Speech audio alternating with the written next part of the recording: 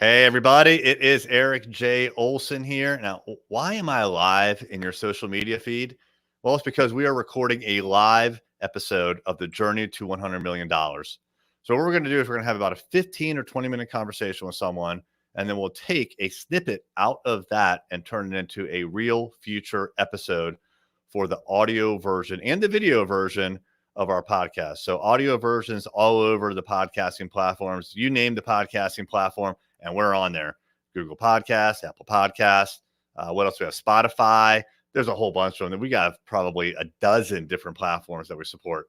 And then when it comes to the video, YouTube. So Journey to $100 million, we have our own YouTube channel.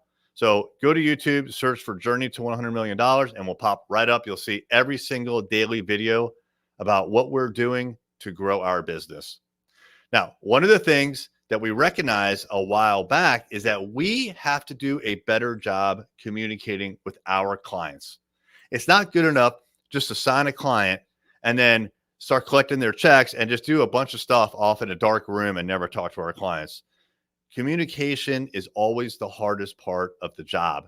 And because of that, we wanted to have someone that is dedicated to communicating with our clients and making sure that we're getting them information that we have and we're getting information from them back to the team. Now, when we came up with this concept of this role, it was called a client success person. By person, I say that because we didn't really even have like the last part nailed. Was it a specialist? Was it a coordinator? Was it a manager? We didn't really know. We just needed someone who was going to ensure success for our clients. But we came to the realization that what we really need is a strong account management group and an account manager. So now we have an accounts director, who is Jamal Anderson, and we have our first account manager, who is Kayla Davis. Hello. Hey, Kayla. Hi. Thank How you you doing? for having me this morning. I'm doing well. What about So yourself? this is the tail end of Kayla's second week on the job. Yes. So Kayla, tell us a little bit about yourself and what you do here at Array Digital. Yes. So a little bit about myself. I am a recent graduate student from the Lifespan in Digital Communication Master's Program at Old Dominion University, and I was more on the digital and strategic communication side of that program. So that's what I specialize in.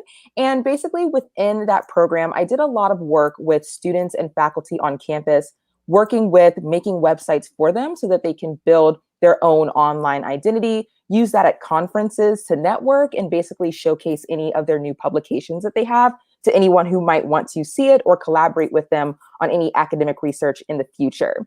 So that's basically what I've done before I've come to Array Digital. And then this week, I got to work with the team, especially closely with Jamal Anderson, to be able to talk to clients, introduce myself to clients, and really just see what they need from us, where we're having some holes in the communication process.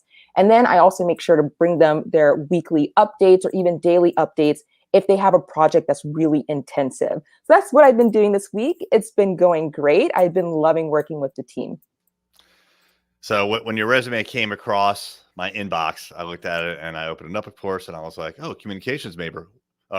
We have issues with communication here. I wonder if she could help with our communications." And I was like, "Yes, absolutely." So I was super excited to see that. And then when we had our founders interview, so that's me, Kevin Daisy, the other co-founder of Array Digital, and Kayla, it was like a slam dunk. We obviously wanted to hire her, and I think we made you an offer like within a day or two, pretty quick. That's for Pretty sure. quickly, yes. Yeah. So super glad to have you on the team. So, all right, you've been calling our clients. You probably haven't got in contact with every single one of them, but what are some of the reasons why you would even call a client?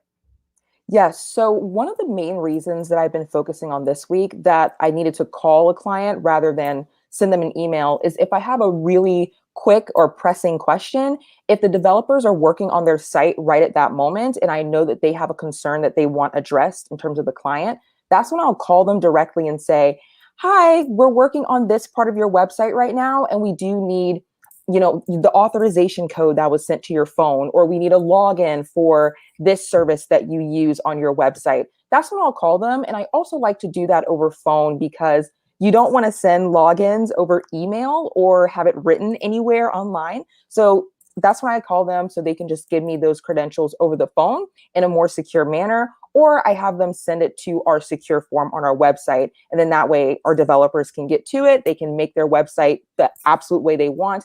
And then I can go ahead and contact them afterwards to let them know everything that we've updated today. So that's pretty much what my week has been like with clients, and then just telling them everything that we've done and letting them know that if there's anything that they need in the future, that I am a point of contact for them and that I will make sure to email them as quickly as possible. My turnaround time for emails this week has been maybe like 10 minutes at the most. I'm always on my computer just checking my inbox to just make sure no one is having a fire burning. So I like to make sure to keep up with that so that they know and have transparency. But before we hired you, I had received complaints from clients, and some clients that were exiting us, and they would say things like, you guys do good work, but we're not really sure when you're done. We have to kind of like go back to the website and we have to check. So, I think it's a common occurrence in organizations where you'll do the work, but then you forget that you have to communicate that you did something beneficial to the client. You have to let them know. So you have to let them know, what have I done for you lately? And so that's the void that you fill, and you're filling it very, very well so far. So I appreciate everything you're doing. Thank you. Yeah. So we already have a few comments. First, we have Katia Ruiz. Hey, Kayla. So Katia works with us. And then we have Zach Miller from ZachMillerSays.com. What have you tweaked already 10 business days into your tenure directly in the vernacular being used? Wow. Yes. So tweaking already, we've definitely made plenty of SOPs, or standard operating procedure sheets, to make sure that anybody coming on in the future knows how to do these processes that we're doing right now, that we kind of just do on a whim and haven't written down. So that's been something that I've been working with Jamal this week, to make sure that everything that we do has a procedural sheet for it, so that anyone that comes on the team later isn't left in the dark, or they're not following the same process that we normally do, and it's not confusing clients. That's definitely something that's been super important. And pretty much for the vernacular being used, I think in terms of like the team, I've learned a lot more key terms to communicate with the clients, and then making sure that that language is properly explained to the clients. So for example, if we are working on something critical for a client's digital marketing campaign, they may not understand what a certain term means. So my job is to go back and make sure that I provide a very clear but yet concise definition of whatever this possible term that they don't yet understand means, and furthermore, how that's going to benefit them. If they don't understand what we're doing and they don't understand what we're talking about, they're not going to understand our impact. So it's very, very important that we're clear, we're transparent, and they understand absolutely everything that we're doing.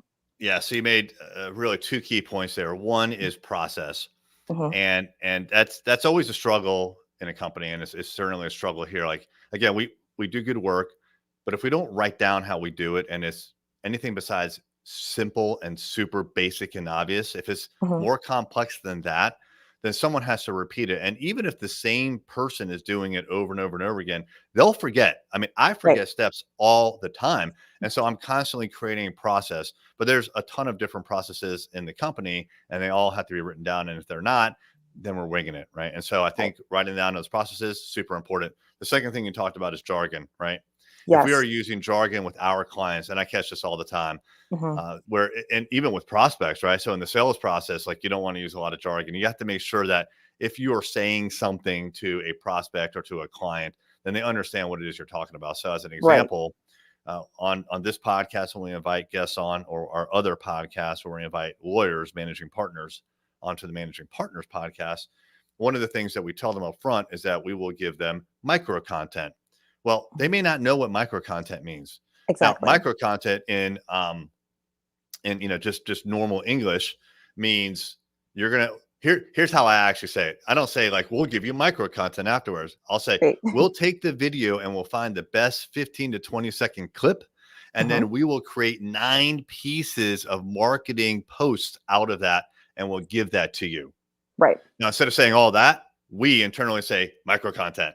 Exactly. Right? But they don't know what I'm talking about. unless Right. they're a marketer. So yeah, there's all sorts of jargon in the company, and it's very, very important. And you're doing a good job about breaking it down and translating into what someone else Hmm. can hear and understand. So good job on Absolutely. that. Thank you. Thank you. All right. If y'all have any questions, just put them in the comments of wherever you're watching. We're currently broadcasting on Facebook, LinkedIn, YouTube, and even good old fashioned Twitter, which is still around, and actually Periscope for the broadcasting. But we have another comment here from Katya. Hey. Hey. All right. And then Zach is back. It's like a battle between Katya and Zach to see who can comment most. All right, here we go. Marketing / industry speak versus actual speak. Yeah. Mhm. Good point. Zach Miller of ZachMillerSays.com. Yeah. We want to speak to our clients in just language that they can understand. And as a Right. communications major, Kayla, I'm sure that's something that was taught to you, that has come up in the past. Right. Make sure that Right. it's not just you saying something, but someone receiving that message. Right. Absolutely. I think a lot of it has to do too with when I was doing my graduate degree, I focused a lot with helping nonprofits get better business, especially during COVID, where everyone is at home. And a lot of these nonprofits are focused on bringing people into the building to do work. So, for example, the Food Bank of Southeastern Virginia and the Eastern Shore, most of their mission is getting food out to people physically so that we can fight hunger. If we are having this pandemic and lots of safety regulations in place, then there's going to be a lot of issues in terms of communicating how people can get food. So that was a huge point that I focused on in graduate school. And then in my undergraduate degree, I earned a degree in communication and also psychology. I was a double major. And so for a lot of that, I focused on the psychological aspect of communicating with people, both in business and clinical, of course, and why you have to make sure that you're not only saying things that people understand, but you're focusing on your nonverbal cues as well as verbal, of course, and making sure that they feel comfortable, not just as a talking head saying, here's the information we're giving you, but you really want to build that relationship so that they're comfortable saying, hey, I don't really know what you guys are doing. Can we have a 15-minute phone call so you can explain something to me? I might not really know. You never want your clients to feel like they're stupid or that they don't understand something and they can't be a part of the process with you. So that's something that I really make sure to focus on. That's fantastic.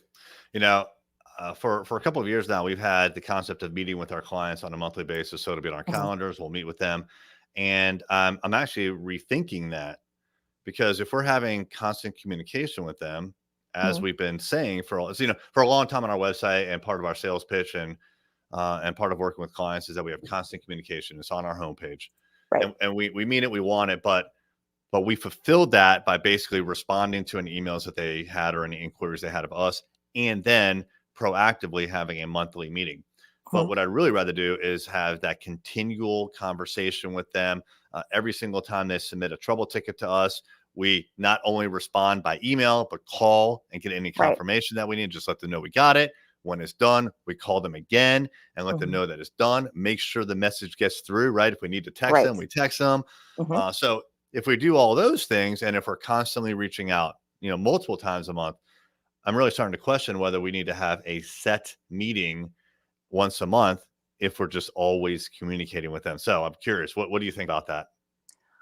I think that a monthly meeting is still beneficial because it's going to allow the client to share their screen and go through the website themselves. So, something that we did notice this week, or it might have been last week with Jamal, I was working with him to help with a client who had kind of a overhaul on their site, right? Mhm. But they were seeing an older version of the site and not the newer version. On my end, I was seeing the newer version. On Jamal's end, he was seeing the older version. So it's really helpful for us to all jump on a video conference and be able to share our screens to say, this is what we're working on. We promise we're making changes to your site. We just have to find this one little bug that's making it to where it's either our cache or our cookies are making it to where you're seeing something old versus people coming onto your site who've never seen it before are seeing the new product. So continual communication is always wonderful. And I think that can be something that might be a little bit more informal, just saying, hey, these are the things that we've fixed today. Whereas the monthly meeting can be a lot more structured and it can allow people to actually visually see everything besides text or screenshots or anything of that sort. So I think having both is beneficial for different reasons. The more, the better. So, yeah, everybody. When I interviewed Kayla, I had expressed to her that one of our clients who had left had said that we don't communicate enough, and it's not the first time that I had heard that kind of feedback from a client. Usually an upset client, and usually one that was leaving us. And so I told Kayla, like, I would love to have the problem where clients start calling me saying, "You guys communicate too much. Like, you won't leave me alone. Like, this is ridiculous." Yes, I don't anticipate that's going to happen. I think that's a good problem for anyone to have. right. You cannot over Absolutely. communicate. So yeah, if you want to continue to do the monthly calls, fantastic. I think it's a good idea. As you said, you make a really strong case for that. So the more, the better. Right. Okay. Absolutely. Well, cool, Kayla. So what do you think is in store for you for the next couple of weeks? I think just learning more about what we provide for every single client. So we have a client matrix that provides information on every single thing, every single service that we offer to each client. So I'm going through and familiarizing myself with everything that we offer because our client base is large and it is expanding. And then also just introducing myself to more and more clients. I haven't had the pleasure to speak to all of them yet, but I think next week I can really amp that up. We have a sheet that we need to fix the formula on for how often we're calling people. Right now, the formula is kind of messed up. So we have to go in and fix that. And then as soon as we do that, I can start making calls in a very timely manner and making sure it's on schedule. And then other than that, I think being able to look in the back end and learn a lot more technical um, jargon or just learning how the developers are doing what they're doing. I don't know. I like watching people and observing and just learning new things. So I think being able to sit there and say, hey, I know you're working on this thing. I gave you this task in Asana. Is there any way I can watch you do that so I can know exactly what you're doing? And if a client ever asks about this process, I know how long it will take and I know the process so I can let them know, oh, that can get done in a few minutes. Let me get back to you. That's something that I definitely want to do. And hopefully within the next few weeks, I can join the developers on a call and just see what they're doing throughout the day. Super smart. When I first started Navy contracting, the application that we worked on was so complex and it took Mm-hmm. so much effort and so much knowledge to actually deploy a new version to the server that Right. the team didn't want to do it. It would take like 2 days, and sometimes like they couldn't figure it out. So like the app would be down for a day or two or three. And so this was a huge problem. And the very first thing that I did was recognizing this was a big problem for the team is I sat with the system engineer as he was deploying it, and I would watch him click. And I'm like, whoa, hold on. Did you click that button once or twice? And I was typing down notes, right? Mm-hmm. Step by step by step by step. And so the very first time that I did it, I didn't understand what he was doing. I Right. actually never fully understood what he was doing because he had a different skill set than me. But Mm-hmm. I wrote down the rough process. And then the Right. second time he deployed it, I brought that up and I was following along and I changed a few things. I made some things more correct. And we realized that he had some duplicate steps in there. And so Mm-hmm. we actually modified the process a little bit and we got it to the point where we could deploy the thing in like 2 or 3 hours very consistently by following Perfect. this checklist. And then I started to understand what it was Right. that they were doing. And then I could provide better feedback to the client, exactly like you said. So when the client was like, hey, can we deploy just this small little change? I'd be like, sure. But there's going to be a 2-hour outage now if you want to do that. Before Right. it would have been like, I don't know what's going on. No one knows. It's a big mystery. So Mm-hmm. I think you're on the right course for sure. Thank you. Thank you. I like hearing that. I love getting feedback. So, and that's something that I've been focusing on this week too. It's just, hey, can I get some feedback on anything that I can do better? Any way I can be more helpful to people? Just kind of throw in some extra hands if anybody needs it. So, thank you for letting me know that that's something that I should do Definitely. going forward. You're doing good work here. We are glad you are here and welcome to Journey to $100 million. We're going to have a big party in 2030 in Las Vegas. Have you heard about that Oh, one? yes. I Oh, yeah. I've heard inklings of that and I'm Oh, very yeah. excited. I have to go shopping for it, pick out an You do. outfit, get my nails done. Start I'm going preparing. to Yep. be here. Think about it. Exactly. Yeah. It's a big deal. So, all right, Kayla, thanks for joining us. And everyone, if you would like to listen to more episodes like this, go to journeyto100million.com. All of our episodes are up there in video form. And then you can also find us on the podcast platforms. All right, Kayla, thanks so much. Thank you.